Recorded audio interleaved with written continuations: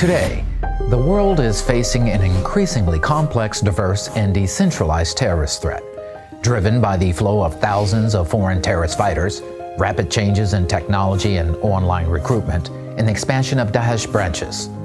This is a threat affecting a far broader swath of countries and communities than in the past. There is no typical profile of those who become terrorists. They're rich and poor, old and young, men and women.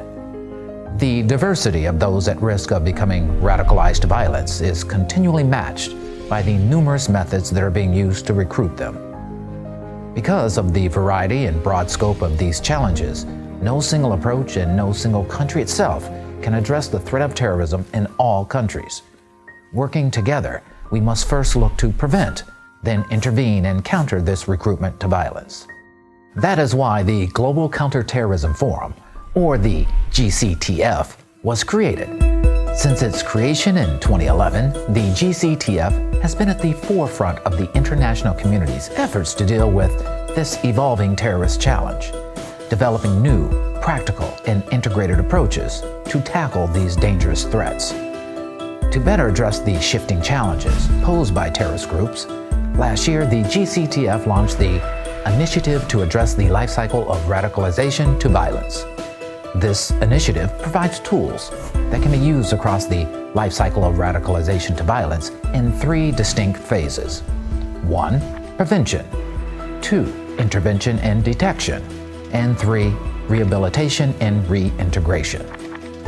Aligned with each one of these phases are good practices that have been designed to empower policymakers and practitioners with useful information and recommendations as they enhance and develop their strategies and programs. These good practices are far more than theoretical.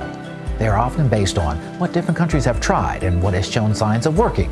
And while there is no one-size-fits-all approach to countering terrorism, these tools offer a good starting point as governments look to chart their own course.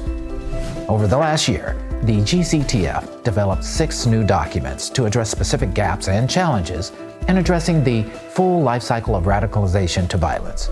To best navigate these good practices, the GCTF will be able to offer the community of practitioners and policymakers the Life Cycle Initiative Interactive Toolkit. It's a powerful web-based interface that brings these good practices to life through videos, articles, and information developed by many of the leading experts in these fields. Once you log in, you will learn more about the Life Cycle Initiative. The navigation will allow you to quickly access the 3 phases and associated good practices. Policymakers and practitioners can find guidance relevant to them in a user-friendly, content-rich environment.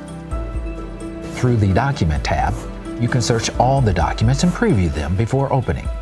Once you're inside the document reader, you'll be able to access resources from other organizations, real-life initiatives, related documents, subject matter experts, community discussions, and other tools like a glossary.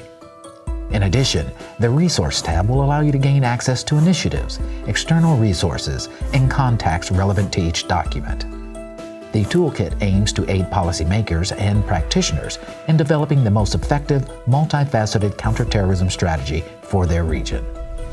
And this is just the beginning. In the coming months, this toolkit will evolve in ways that improve its ease of use and will also provide extensive methods of collaboration.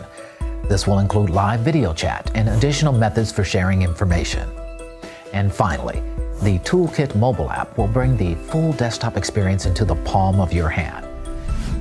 Addressing the issue of radicalization and recruitment to violence is bigger than any one of us and requires constant learning and innovation.